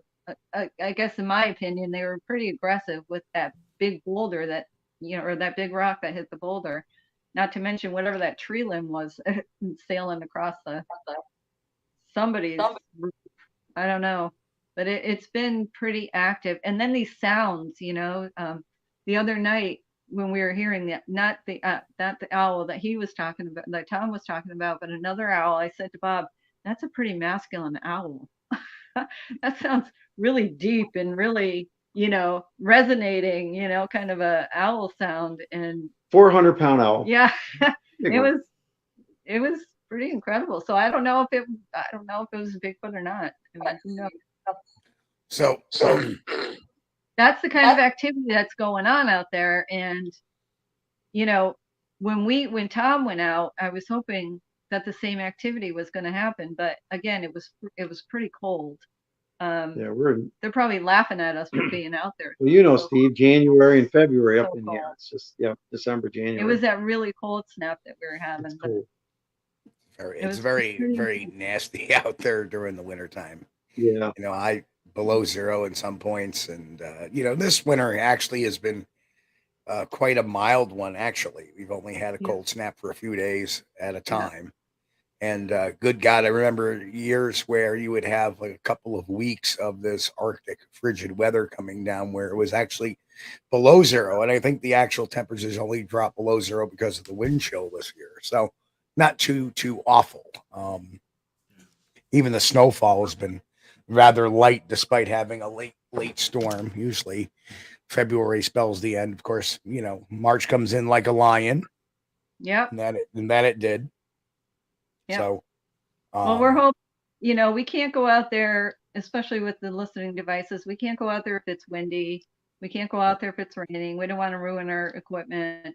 At one point when Tom and I and Bob were out there, the wind started to pick up. So now we're in a place where there's this huge lake that's, off to our left. And first, the winds come off the lake. So, yeah. So we decided to move and go down, again to a different area within the trees, so there wasn't so much wind. So describing this area, there is water supply. Oh yeah, water source, and there's probably what kind of are there any wild berries, anything like that? Do you see at all? when we were walking, we saw blueberries. yeah, we saw where there would be blueberries. Well, blueberries. They're not there now. They but, weren't in season, but you yeah. know, low bush kind of blueberry foliage out there. But I mean, it's just, I'm sure there's deer, of course, and you know, any other kind of creature. Small varmint, yeah. Yeah, but again, there's a refuge there, so they're pretty protected. The guy's house that gave us permission. Now he's not acknowledging Bigfoot, but it's funny. This story he gave is when I went down there with my son-in-law. We had to remove some wood. We helped him cut up some wood, big logs, and he like something happened last Sunday. It's happened before. I'm like, what's that? He said, there's these right at 8 a.m. in the morning on a Sunday, totally quiet. Like I said, he's in no man's land. There's nobody out there. He's very secluded, private property, no trespassing signs. All of a sudden, he hears literally a loud, he said it's on the door, but I think it might be on the side. Yeah. 5 big knocks on the house. And it's happened before, so he's trying to catch who's doing this, like who's pranking him. And he's looked out and there's nothing there. And another thing that you equate to that is he's got 2 large, the dogs that Tom was talking about barking. They're like Burmese mountain dogs. They're huge. And oddly enough, that's the other thing he can't seem to figure out. We know. But he says that there was, during those 5 knocks, there's nothing. The dogs don't react. They don't bark. I mean, these things are left out all the time. He doesn't put them in the house. So if these 2 large dogs are out there and literally somebody pulled up, they'd have to get out there in a car, presumably. And if not, and they're going to knock on the door, the dogs are going to go crazy. But he gets every time this happens, he said it's happened multiple times, and it's usually 5 bangs. So that's really got us curious on the place. Like, all right, he's getting activity. He doesn't even realize it. Now, like Tom was saying, it was only 1 dog that was barking that night, and they don't bark. We've been out there multiple times. When that boulder or when that rock hit that boulder, nothing from the dogs. There was absolutely nothing. So we don't get that, you know, with the dogs. They don't do anything. They don't bark. It was a rarity that they were barking that night. When we heard those bipedal footsteps and that thing ran, do you remember, Tom? The dog was closer to us. It was around when the thing ran, the dog seemed like it was closer. Yeah, in fact, when I had the earbuds in, I said, "Is that dog like right next to the car?" That's how sensitive that is. I'd have to take the earbuds out, then hear the dog barking, and say, "Oh, it's way down there." You put the earbuds back in, it sounds like he's right next to the car barking. But it did come closer when that running started. You know. Yeah, it was a lot closer. That's what made it sound so close. Yeah. So this, like I said, it was rare that dog started barking, and we kind of heard, you know, like that owl thing, and then we heard the duck that sounded like it was, I don't know, choking on something. It was just a weird kind of quacking noise. But yeah, but then when we went down to a different section, Tom was in his car. We parked in a different area. Remember that, Tom? We heard something again around us. I think there was 2 sounds that we were hearing, 2 different areas that we were hearing something, you know, and we have walkies, so we communicate to each other by walkies. And the way I set up the walkies is there's no beep, there's no anything, there's no noise, you know, coming from the walkie other than when we're talking to each other. I want it like basically silent, you know, so nothing is going to be disturbing anything. And that's how we have them set up. So anytime we're talking to each other, it's only, you know, we can only hear each other talking. And we're hearing something, and Tom's like, you know, are you hearing that? I hear something over here. And they're like, yeah, we hear something in front of us, you know. So that was a pretty interesting spot we have to go back to. So let me jump in here. Yeah. You know, and this is kind of my thoughts. You know, our resident skeptic, or whatever you want to call him, Raptor Crazy, said that, Steve, I apologize. You guys are the experts. Hold on. Nobody here said anything about being experts. But for me, the stuff I hear from other channels, I have to question. I guess I'll stay off your channel. I apologize. I don't understand where that's coming from necessarily, but nobody here is saying this is 100% Bigfoot, nor are we saying that this constitutes evidence. Raptor, in case you haven't belonged to groups of researchers before, this is how researchers talk with one another. They share their experiences, they share what's going on, see if there's any commonalities in what they have encountered. Yeah.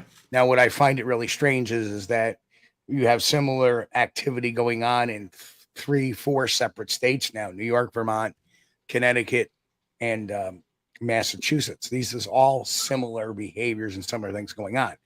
Now, my suggestion always is that right now these guys are using audio evidence only. Of course, what I always suggest is to up the game, try to get some visual evidence in there. And by that, that's why, Chris knows this, why I've invested in, thermal imaging and as well as night vision technologies.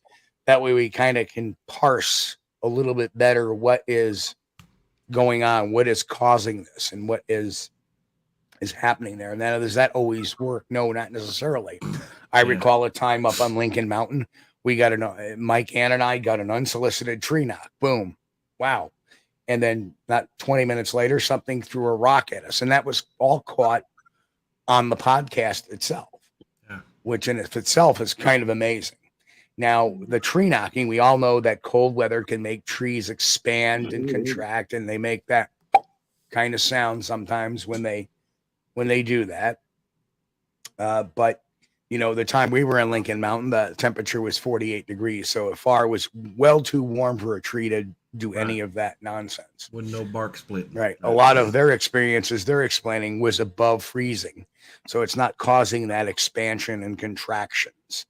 As far as tree breaks, trees coming down, it does seem to be a regular thing. And this is not just myself referring to you that an encounter happened in 2006, but with Tom having his experience or Norma having her experience with trees being down over their pathways.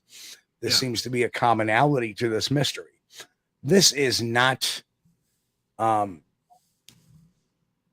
nobody's saying that every time you see a tree down in the woods somewhere that Bigfoot did it. No. Right, exactly. Not every tree bend is Bigfoot. And you know what? The thing is when we lose the ability to hear each other out and start being dismissive, we lose the overall picture. Remember, tenet number 1 in my list is keep an open mind. Tenet number 2 is keeping an open mind doesn't mean throwing the science book away. Yeah. So you got to remember that. You have to keep an open mind, but you also have to keep objective at the same time. These guys are just relaying their experiences, what they've had, and there's some commonalities amongst them. I don't see anything wrong with that. Nobody's saying this is Bigfoot evidence. Nobody's saying that. So, Steve, can I share something here? Absolutely. Yeah, I kind of get what everybody's saying, and I can relate, because when I used to go out in the earlier research days with Norma, it was more to be protective with her, because we were tree knocking, and I probably erred on the side of caution. I was probably a 70 to 80% skeptic at the time, but I went along with it. Like, all right, she heard a sound. Yeah, okay, could be yada, yada, yada. But then we got a call from a friend that said, we need to go investigate and interview this guy. He happened to be a minister. And he homeschools his son, and they were hiking close by where we lived up in Western Mass. And he said, yeah, come on up. I've got some things for you to show you. And ministers are very believable. So I kind of said, all right, I could probably believe this guy, see what he's got really. And I was amazed. I got there and the guy literally had 2 daytime photos. He had a daytime sighting with a 7-year-old corroborating the story completely. And they never. 7-year-old that actually saw the creature. First, they seen it jump down off a 15-foot ridge. He saw the muscles moving in it. And then he had a Mexican standoff with it because he had to get back to his vehicle. And they're out there on this mountain range. And on this little skinny and I was blown away. He showed us 2 cell phone pictures on his cell phone. And when it was sit there, he did actually have the presence of mind, which we didn't, to take 2 photos of this thing sitting down behind a ridge bluff, and he was squatted down up to his shoulders. This big black triangle with no neck. Daytime, 11 in the morning. Oh, just prior to that, he had a big boulder thrown or a rock thrown on the path. His son was whooping and tree knocking because he was watching a television program. He was imitating, and his father was, yeah, go ahead. You want to do that stuff? Go ahead. He was entertained. Once again, he homeschooled his kids, so this was recreation. But I guess what I'm trying to say is I erred on the side of caution. I felt the same way. We still do, big time. Like you said, Steve, everything is not Bigfoot. Probably 99.9% of it may not be. But that blew me away. I saw that and says, wow, here's a fairly honest guy. I mean, you credential-wise, he's a minister. He actually, we got to be good friends with him and his family, but his kid went out there a couple times with us. Norma filmed the trackway. She has a trackway. I have a trackway in that area. In a straight line. The steps are what, 54 inches apart in a straight line. We have photo evidence. So we have more than just photo evidence. So we have more than the audio in this area. And the thing about this guy is he wouldn't even go out with us again. Yeah, he's a big guy. He would not. He showed us where it was. He showed us the trail that he was on, and he would not. Yeah. See you later. I'm not going that's happened. He's a big game hunter. When I took that sighting report from the 5 people, one of them was actually just had come back from Iraq from the war, and he showed us, and he went down the hill, and he would not go back up or stay there at all. He says, "This is where it was." This research isn't for the faint of heart. We're not going. You're wondering when you're going to have heart failure when you're out there, honestly, and you're in the pitch black. None of us are advertising any of the stuff that we find. We don't put it on any of the Bigfoot groups or anything like that. We don't share our audio. This is stuff that is happening to us that it's almost like you have to do a deduction. You have to figure out what's going on and how can this be happening? What is doing this? What's throwing these rocks? There's nobody else around us to be doing that at 3 o'clock, in the morning. Where's it coming from? Especially on private property. On private property, yeah. That, like I said, that rock hit that boulder so hard there were shards that you could hear hit the ground. Yeah. So what can do that? Yeah, so I think the audio, Steve, is a plus to us. Like I said, when I started putting the pieces together with this guy's photos, his honesty, his story, the trackway, we've got tracks. We've went out with other research, a lot of different researchers, yourself included. It started adding up in my mind, like, all right, there's way more validity, or at least unexplained to me, than there was in the beginning. When I started this, like I said, it was more not really entertaining to me, but I felt like I needed to be with my wife in the woods. She's out there by herself. I wasn't going to send her out there alone.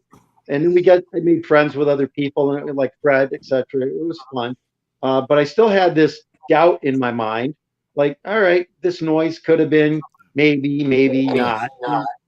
But like I said, you know what? The sum of all the pieces has said, hey, wait a minute, something's going on here for real. When we go out there, we do not say that everything that is out there making noise is Bigfoot. Absolutely.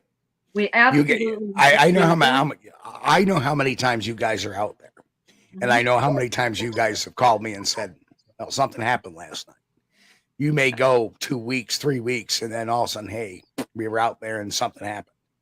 Many times. Yeah, right. We've said, and that's the reason why, is because the amount of time you guys spend doing this is a lot more than everybody else. I mean, I will admit, you guys are out there even more than me. You guys are sitting in your areas, you're hanging out, you're doing that's because Bob's retired. I wish I could be.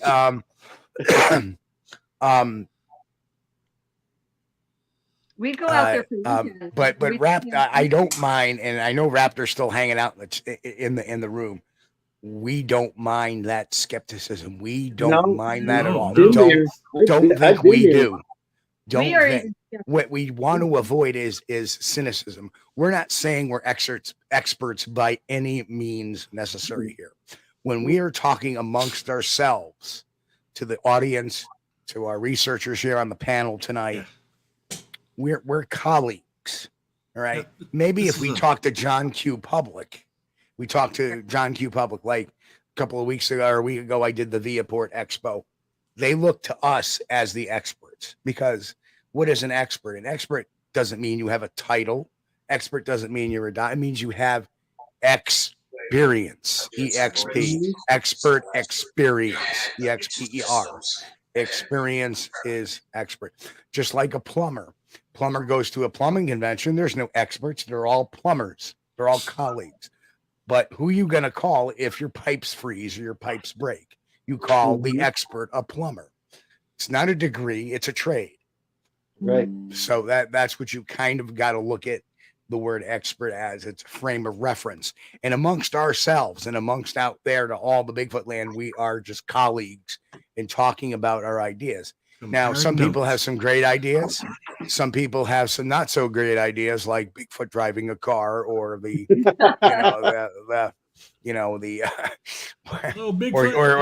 or asking for garlic or any of that stuff.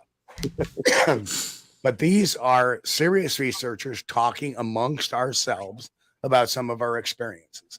And that's all this is. Nobody's saying that this is evidence. Definitely not. There's got to be a lot more technology involved. Well, Norma, do you have pine trees in the area too, along with the other trees?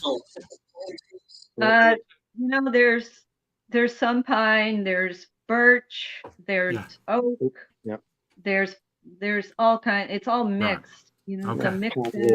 That's what I was thinking. Yeah. And I even went out there one time. This was before we got that rock. We thought we had directly got hit by that rock. Prior to that, there were this thing was out there throwing little, pebbles at us and things like that. I went back the next day and I wanted to make sure that there weren't any like acorns falling or anything like that. Right. And there were no trees that produced acorns anywhere around where we were parked. Yeah, we investigated that just to make sure. For myself, I had to make sure we lost Tom. Nothing out there that could contribute to that. Come on back, Tom. Well, I know Tom's got pine trees in his area because he's over there on the Tennessee and South Carolina. North Carolina line. North Kakalaki. There are pine trees out there. In there. As our good friend Jeff calls it, is North Kakalaki. Yeah. Yeah, there are pine trees out there, but there were no acorns, anywhere to be found. That's another thing that we've got in common, I think, is everybody around these areas where they have activities, there's at least some pine trees. And I'm not talking about falling pine cones or anything. I think that is a source of nutrition for these creatures, or they seem to be common in areas where there are pine trees. Yeah, there was, like I said, I have to check for myself. If there's things that I have questions about, I go and check it. There was one time we were out there, we were in the same place actually, and we were hearing this crackling sound. Right? It was almost almost like there was a herd of something out in the leaves making all these crackling sounds. And we're like, what is that? What is that? It sounds like there's. It was so loud we couldn't even stay and research. Yeah, we couldn't stay because it was just too loud. So we ended up leaving, and I got on the internet to find out what would make the trees, or what would make that crackling sound out in the in the woods. It ended up that we had a really very hot dry summer that year, and when I looked up the what would make that happen, it was actually sap in the tree that was expanding or doing something inside the tree that was making it was drying out. It was the sap that was it was the sap that was doing like making that crackling sound because the trees were so dry, you know, and they weren't getting enough water, and this sap was doing something to these trees. And I'm like, well, okay, that makes sense. It was very cool, you know, to hear and find, you know, to find that out. But if there's anything going on, I want to know what it is. You know, I'm always so. Before I forget, I remember there was a time that you guys were in Vermont with us. Yes. And you remember we heard this howling on the New York side, and there was this screeching on the Vermont side. Remember that very distinctly. We actually recorded that. I got that on my Zoom. I put that recording out there for folks too, on a previous episode talking about some of the evidence we've collected. And since then, there has been this, and I think that was 2017 that happened. Tom's in the chat now. Where'd you go, Tom? So anyway, with the since then, it was the advent of BirdNet, which is Cornell University's online. They made their bird analyzation software available. So what I do is I take that upload of any noise, I isolate it and upload it to the Cornell site to get an analysis on it. And the one interesting thing is the howl, it couldn't figure out accurately at all. The very low percentage was that this was some bird that is in India, that is native to India. So therefore it can be ruled out that, and it was the only one.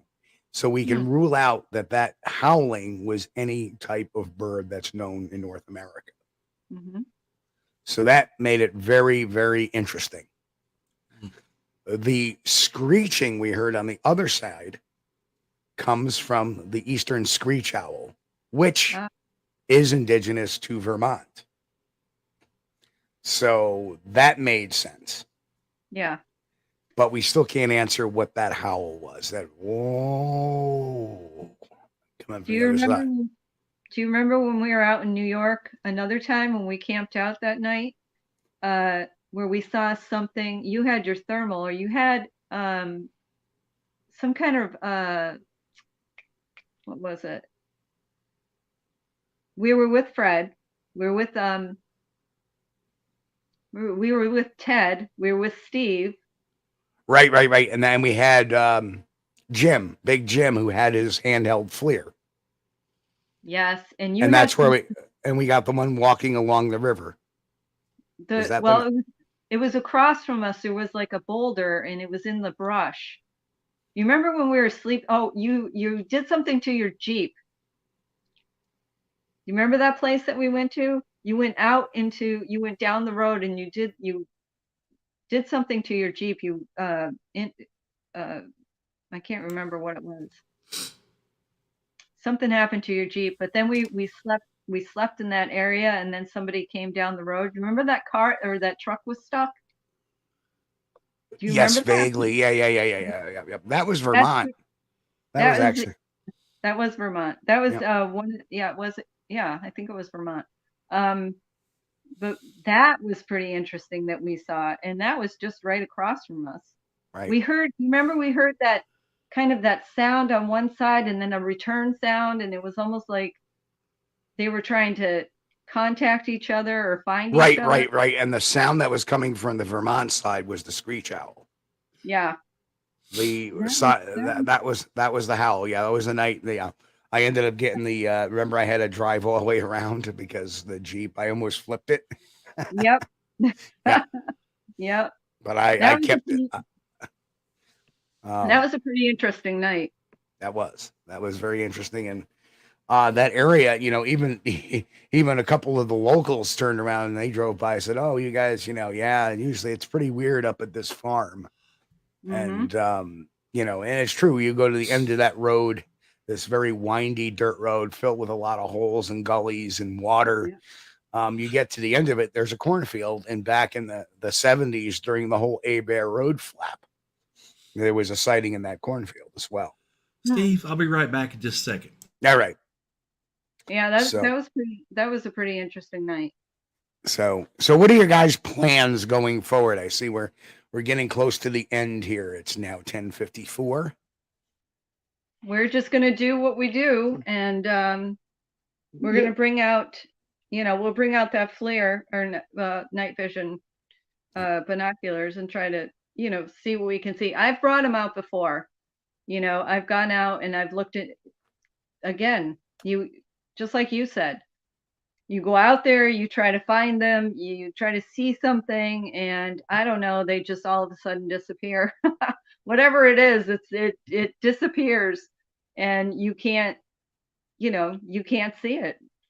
Well, yeah, I think it'd be nice to be able to upgrade equipment, but we're on a fixed budget, and it's just, we wish we could do better with equipment, but. Okay, see, now that's where I draw the line here. Bigfoot this is Raptor again. Bigfoot is in the West. They're not in the central part of the U.S. or the East. That's been going on for 50 years. Bull crap. Yeah. Really? No, Raptor. It's actually been going on for a couple of 100 years. Roberts Rangers were the first one to report anything Bigfoot-wise. Yeah. He put it in his logs. It's in his journal. Or Henry Hudson talking about the Go-Goo by the Micmac Indians called Hairy Man Beast. Or how about the Iroquois, the Adenarhe? So Bigfoot has been in the East Coast just as much as the Native Americans were. There are millions of acres. All right, there's acreage in these states that, you just, if you look on Google Maps, or if you do any kind of aerial view, there's just trees and acres and acres and acres of forest. Anything can be out there, regardless. Just even, you don't even put Bigfoot in the mix. Anything can be out there. They're discovering new species of. Well, the Appalachian Trail runs through here too. I mean, you got corridors everywhere through New England. Yeah. They can migrate north and south quite easily, and even heading west if they need to. When that minister had his sighting, it was in Holyoke, Massachusetts. It was in the Mount Tom mountain region of that area. And when we got that report, we're like, yeah, we're going to go check it out. But I didn't, it changed my whole perspective about where these creatures can be. I didn't think that they would ever be in this area. It's fairly close to a city. I mean, it's not in the city, but it's an eye shot of the city. Like, you can stand on the mountain and have an overview down of the city. But if you're thinking, how's he going to get in there around the city? He isn't. If you look the other direction, there's a corridor that runs north, and that corridor just keeps going. It connects state forest to state forest to state forest to state forest. Right. They can, or other land, and they can go. They know their way around. So it changed my perspective about what where it can be and how can it be there and all this other stuff. So you can't put any creature in a box and say, okay, you can't cross the state line. You can't live here. You're not allowed here. What are you doing here? Of course they're going to go wherever they want. Yep. How wherever about they want to go. The Fouke monster? How about the Honey Island swamp monster? How about Momo? How about the Fort Worth monster? Here are a bunch more. How about the skunk ape? You're claiming that this is a mass hoax on a massive proportion, or mass delusion. Ohio, you're trying to tell me that Ohio and Pennsylvania, which have higher percentage of sighting reports than New York, Vermont, Connecticut, or Massachusetts. Yep. Of course, there's Kentucky. There's some sightings in Kentucky, Tennessee, the Carolinas, Georgia. But the western seems like the western part of Texas more than the eastern part of Texas. Everybody has. I mean, everybody has their opinion, and they're definitely you know. And that's true. If there is a mass delusion, why are there not a lot of sightings in western part of Texas where it's all desert? Why are there not Bigfoot sightings in the Mojave Desert? Why are why are there not sightings in the flatlands of Nebraska? They're not. The sightings are always into the mountain ranges or near the forested areas, never in the plains. If this was a mass hallucination or people seeing things, guess where they would be? Everywhere. When I used to do, I would do talks in different places, and I would tell them, as far as like exactly like that, you just don't know. You don't know. And the thing is that as an investigator, and that's true. As an investigator, I know if this was something that was not real, not going on, it would be all over the map. But it's not. It's concentrated to certain areas of certain areas. And I'll tell you what, you're saying there's no Bigfoot in New York? Well, then you would say there's no Bigfoot in Ontario, Canada, or Saskatchewan, Canada, or Manitoba, Canada, or Quebec. They poured them right through there. Yeah. And guess what? New York State borders on Quebec and Ontario, and we have a 6 million acre forest. Yep. That's the other thing I used to say. It's like, you know what? I'll give you 98% that people are seeing things that, aren't there, or the shadows in the woods, or, misinterpretation of, whatever it is, a bear or whatever. I'll give you 98% of that. But what about the other 2%? What about the other 2% of these people who are, they're people who go out in the woods all the time, hunters that won't go back out into the woods because they saw something like this. Now, Raptor does make a good point. Says, I'm sorry, but in the 70s when shows came out, documentaries started to ramp up. Now, central and eastern part, guess what? In the 70s, it was central United States, the Fouke monster. You may call that the South, whatever. That was in the 70s. That was actually the very first Bigfoot documentary really to come out in the form of it did. Other than that, it was all California. But here we have this one sprout up in Arkansas. Why is that? In Arkansas, it's right next to eastern Texas. It's right near all the eastern Oklahoma where the sightings are happening there.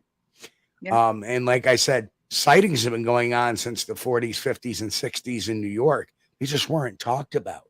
In fact, they weren't talked about until 75, which is before In Search Of, by the way, before In Search Of did their Bigfoot episodes. There was reports coming out in 74, 75, and 76, all before, or a lot of them before the In Search Of episode about what was going on in California. So I know my area's history. How about the Vermont wild man, where in 1856 in Powell, Vermont, 2 young boys had a sighting of this hair-covered, reddish-brown colored man called the Wild Man. In fact, Jonas Kalusha ran for governor on the ticket that as governor, he was going to catch the Wild Man. This is fact, not fiction. So with that, Chris, I will have you take do your thing because it's 11:03. Okay. Yeah, we've had fun. Time flies when we have fun. But, Norma, I want to thank you guys for being on. It's been a real pleasure. I've enjoyed having you and really informative. Thank you. Blue Ridge Bigfoot, Mr. Tom Sheehan. Sheehan, that's correct, isn't it, Steve? Sheehan. Sheehan. Okay. Thank you for being on, Tom. We appreciate you, buddy. I see you over in the chat. And everybody else in the chat. We appreciate you guys. If it's your first time, stop by the channel, subscribe, hit that notification bell. Button. Yeah, hit the notification bell, punch that like button, man. We got to get some likes on these videos so it'll get us up there in the search algorithm. But if you guys are listening on the podcast, man, stop by the channel and the YouTube channel and check us out. We appreciate all you guys. Thank you. Okay, well, Raptor, you're not a troll. You're just misguided a little bit. See if we can guide you a little bit into the right direction, because this stuff has been going on. And you bring out, and you, by saying that, bring out our A game. You know, and that's right. You know, I'm not read up on the Winsted Wildman in Connecticut, as Blue Ridge Bigfoot said. Tom, that was 1895. So I know this area's history. It way predates any of. In fact, it was in New York, had the first wild man sighting in the paper. Sackett's Harbor, New York, 1818.